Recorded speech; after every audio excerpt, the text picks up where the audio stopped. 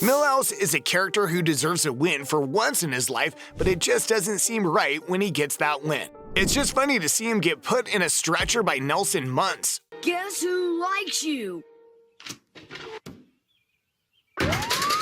Or see him get hunted by the FBI.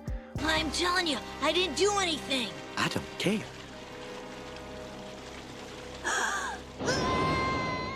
Or even see his parents die. But why?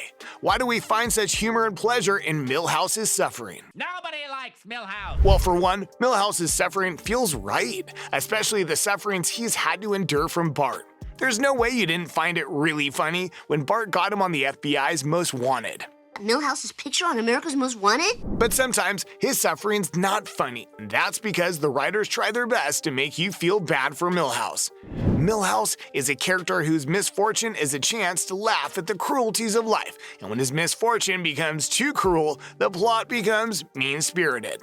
Case in point, the time Bart ended his relationship with Samantha Stankey. In the Season 3 episode, Bart's friend falls in love, a new girl named Samantha Stankey arrives at Springfield Elementary, and Milhouse falls for her instantly. Soon they're dating, hugging, kissing, and spending all their time together, leaving Bart as the awkward third wheel.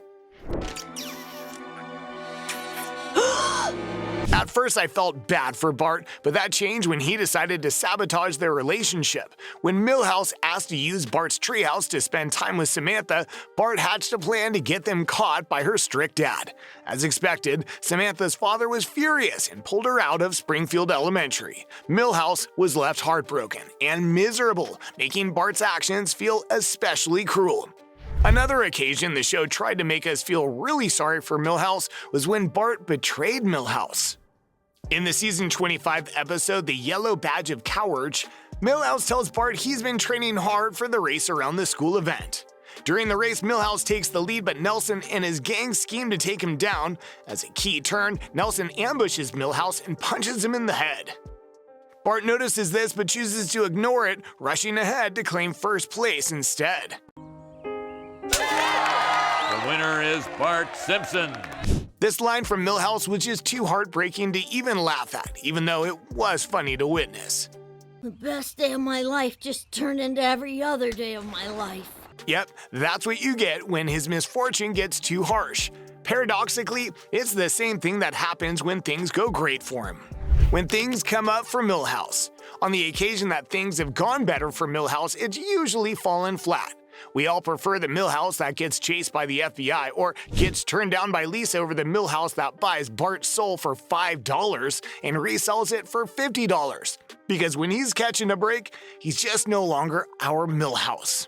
Throughout the series, Milhouse has had the tables flipped in his favor. Such times would include when he asked Bart to let him give him a wedgie and laughed at him in order to look cool in front of his new friends when he moved to Capital City. Springfield, baby! I'll always love you, Bart. Springfield, baby! Refusing to share his Bone Storm video game and cup and ball game by lying to his mother that Bart was swearing and smoking. Mom! Bart's smoking! All right. And, most unforgettable of all, convincing Bart to sell his soul for $5, only to then demand $50 when his friend wants it back. For one, the maniacal laugh Milhouse lets out in that particular moment is truly unhinged. Who's stupid now, huh? But when his little victories are not really important to us, but to Milhouse alone, there's some fun in witnessing that. Hey, they're working. My feet are soaked, but my cups are bone dry. Everything's coming up Milhouse. Everything's coming up Milhouse is without question the most iconic line to ever come out of Milhouse's mouth. Delivered late into the Mom and Pop art episode, it seemingly comes out of nowhere but lands with incredible impact. The line perfectly captures what makes Milhouse such a beloved character. It's a shining example of how Milhouse has a knack for finding joy in even the smallest victories, making his character both endearing and relatable. But it's only when things don't come up for him we really feel the dark pleasure of Milhouse's suffering. I specifically said no geeks. But my mom says I'm cool. Next. But my mom says I'm cool is one of those lines that transcended the show to become part of pop culture itself. It stems from a brief but unforgettable Milhouse moment. After declaring, "I have nothing to offer you but my love," Milhouse immediately cements himself as the ultimate lovable loser with the iconic follow-up. The line manages to make him seem even dorkier than before, perfectly encapsulating his awkward charm. It's a classic case of Milhouse being down on his luck, but the humor lies in how authentically Milhouse it is. And honestly, that's why we can't help but love him. Another reason we can't help but love him is how he just can't escape victimization and bullying. He's a frequent target for bullies at Springfield Elementary, despite his friendship with Bart. Not even Bart can protect him, often dragging Milhouse into dangerous situations where he gets the worst of it. Bullies like Jimbo, Dolph, and Kearney subject Milhouse to extreme physical abuse, such as wrapping him in bumper stickers and sending him downhill in a shopping cart. He frequently visited a female counselor, Dr. Waxler, until she got fed up with his constant phone calls and blocked his number from her phone. The feeling was apparently mutual, as while attending a radio show, he plays in the cockpit of an F-22 and aims at his parents in what's implied to be revenge for forcing him to see a psychiatrist. Take that, Mom! Take that, Dad! Send me to a psychiatrist, will you? It always gets funnier when it's Nelson Muntz doing the bullying. My sport goggles! Guess who likes you?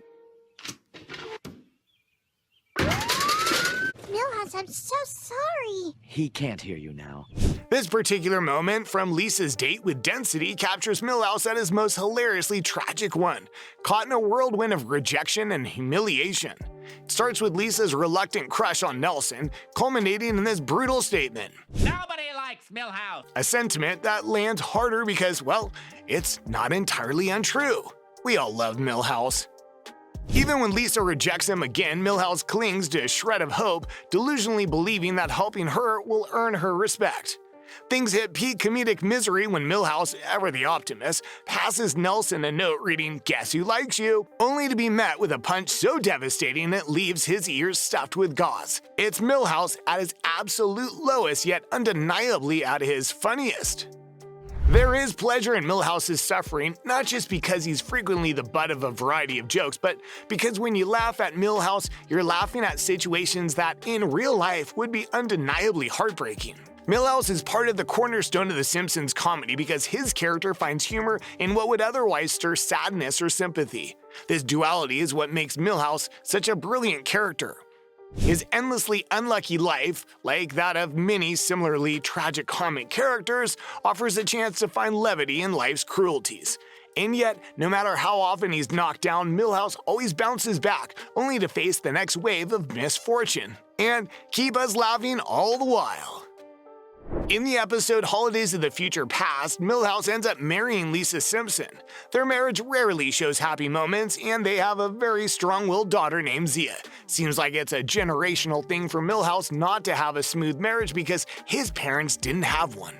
Why don't you take Zia to your parents for Christmas while I nurse my allergies in one of the non-Christmas celebrating states? In the future-themed episode, Bart to the Future, Lisa fulfills her leadership potential by becoming the first straight female president of the United States. While it seems she and Milhouse are no longer together, they've moved on and remain friends, with Milhouse working alongside Lisa as Secretary Van Houten. In future drama, a glimpse into the future shows Milhouse as surprisingly muscular and assertive. This twist on his usual weak, nerdy character shows that Milhouse could potentially grow into someone with confidence and physical strength. But that would cost us Milhouse. Milhouse's life is the epitome of tragic comedy, a constant barrage of misfortune in a world that seems almost designed to crush him, even including the antics of his best friend Bart Simpson.